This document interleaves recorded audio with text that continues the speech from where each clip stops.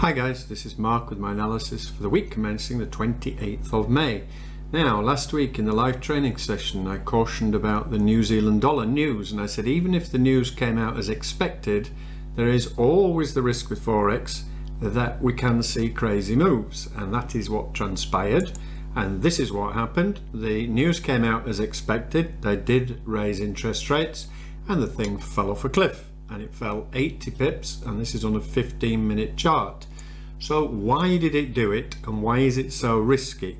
In this occasion, of course, if you'd shorted it, you'd guessed, and that would be guessing, not trading. If you guessed, you got away with it. There is always the danger, had you guessed long and it dropped very quickly, it could well have dropped and jumped over your stop. This is why I say it is gambling, not trading. So yes, on this occasion you may have been okay, but why did it do it? Well, there was a good explanation from Marc to Market.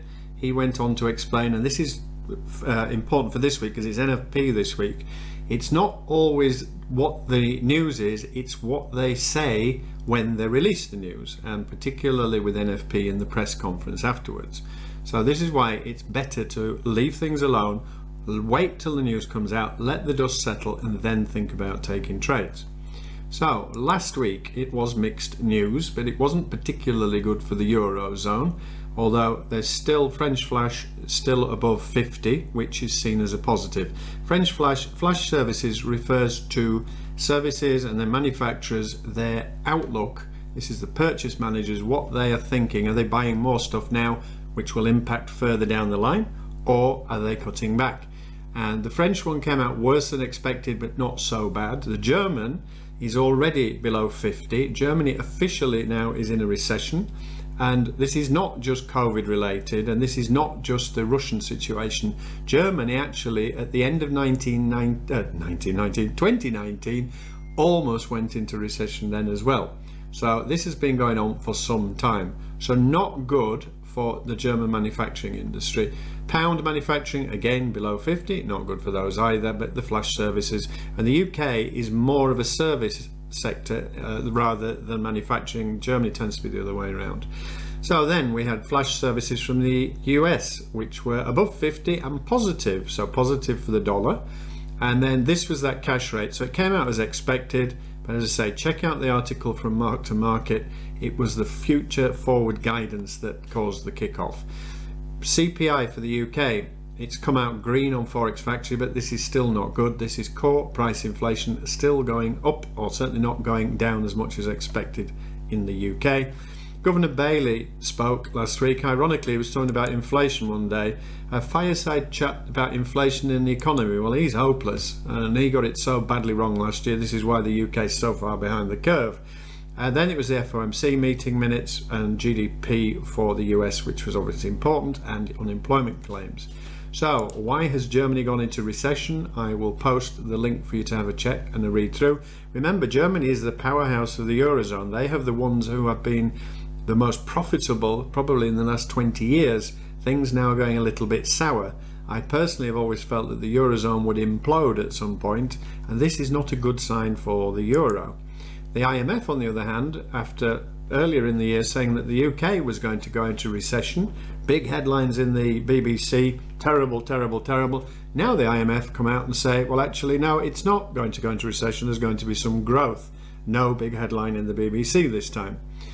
So for the week ahead, on Monday, many participants are missing from the market, which means it is probably going to be slow, as in watching paint dry.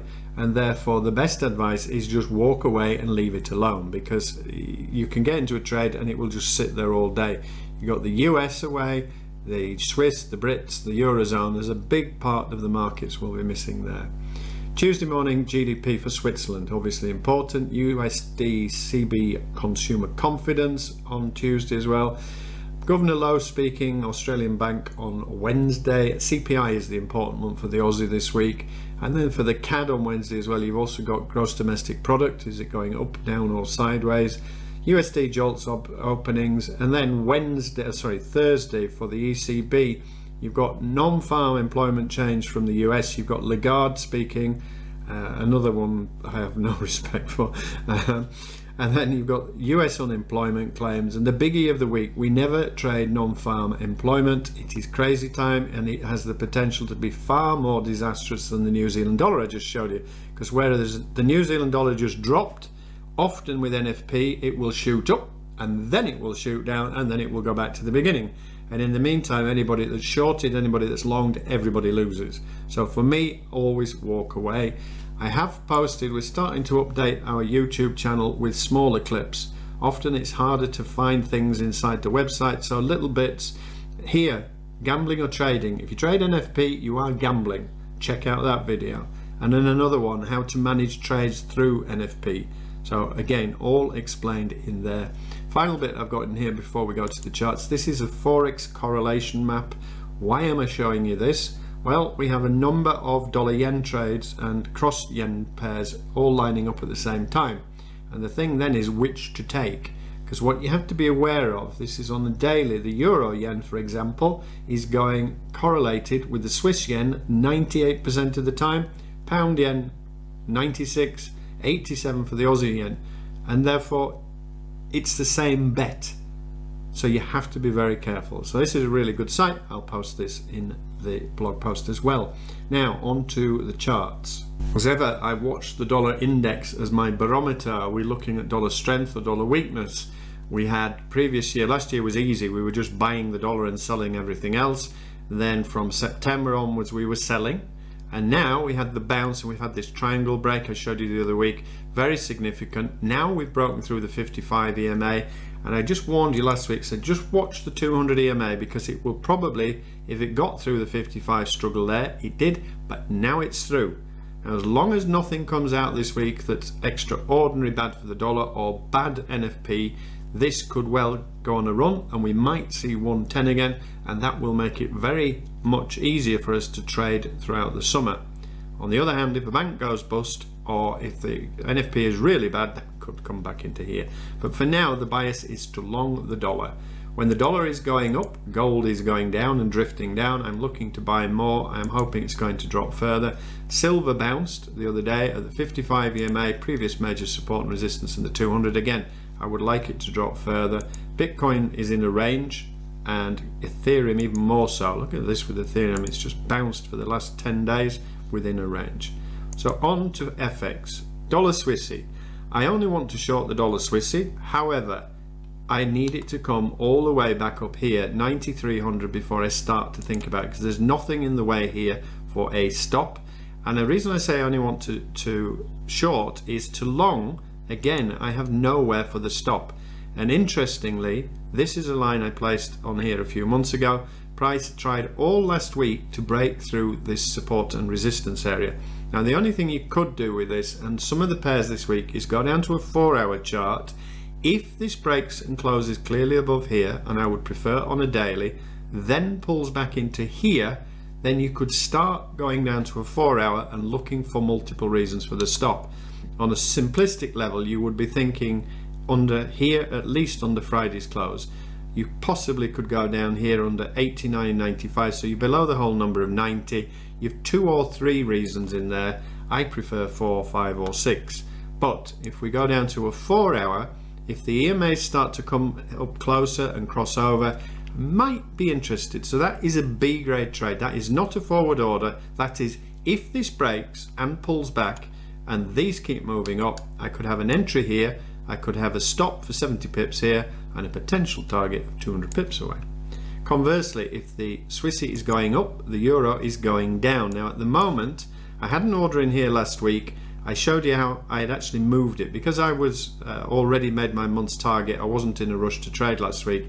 Bad thing here. Do not leave these kinds of trades, potential trades, open over the weekend, because there's always a danger it could jump your stop. But here was the target from the short. So previously we looked to short up here. The target was 350 pips away.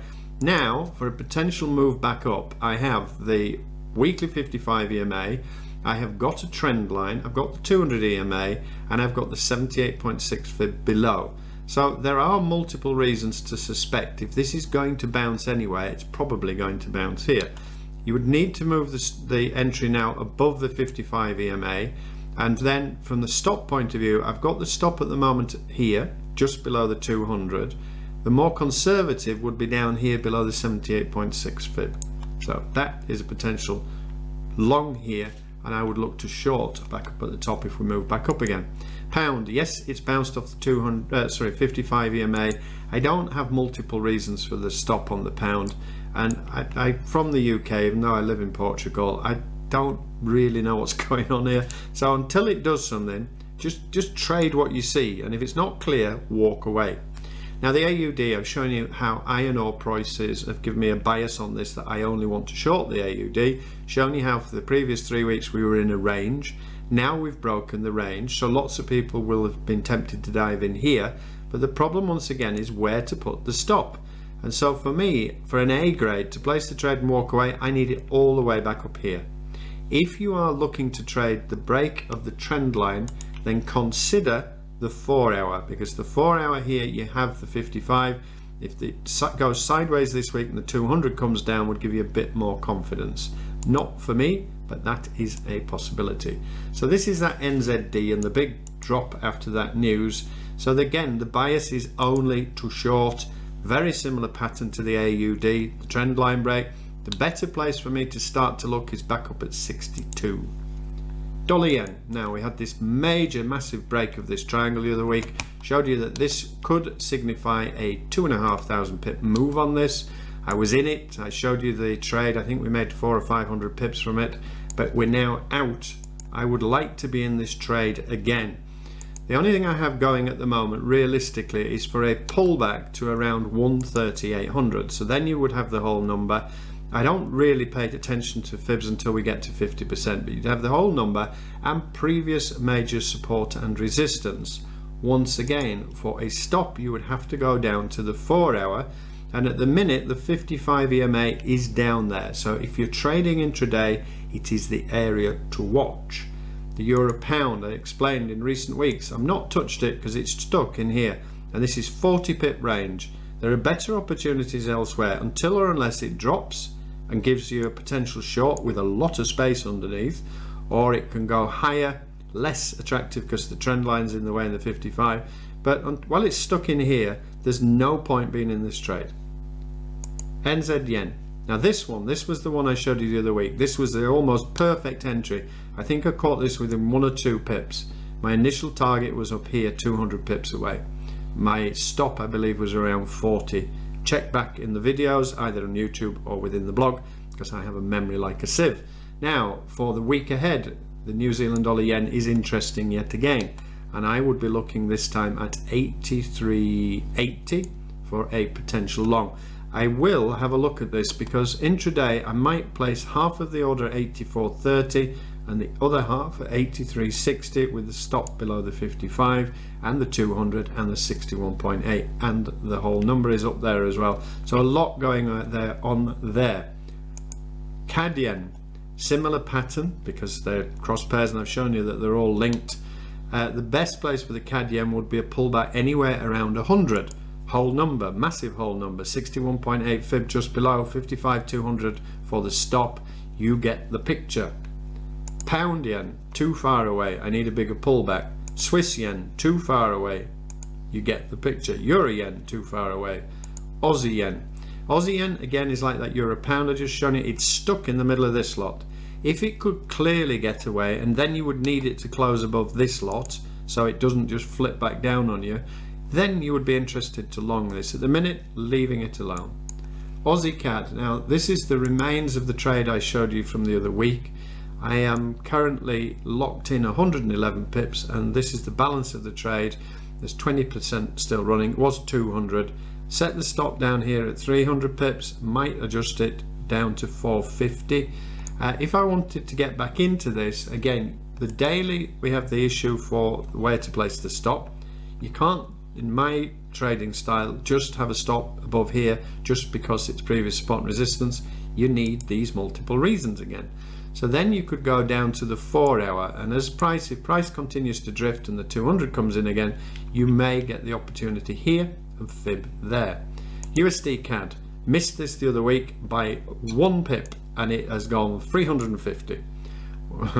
you just move on.com. These things happen. It is still the area for me. We've got the 55 EMA down here, 133.30, stop below the recent low, the trend line of the 55 EMA. If this started up here before big news and it's 300 and odd pips away and the average is 80, I might leave the order in through the news, and that is explained in the video about managing trades through big news that I've just pointed out in YouTube. So NZCAD, now this is interesting. It's broken lower, we're in a downtrend. This is a pullback to 83.65. I will short this pair. You have the 50% fib, we've got the 200 EMA and the 55 EMA, we've got the 55 rolling over. I could go in here, 83.68, put my stop up here, 50 pips away, 50 pip risk for a potential 150 pip gain, so 1 to 3, and I would leave some of it running because the balance of it could go 600 or 700.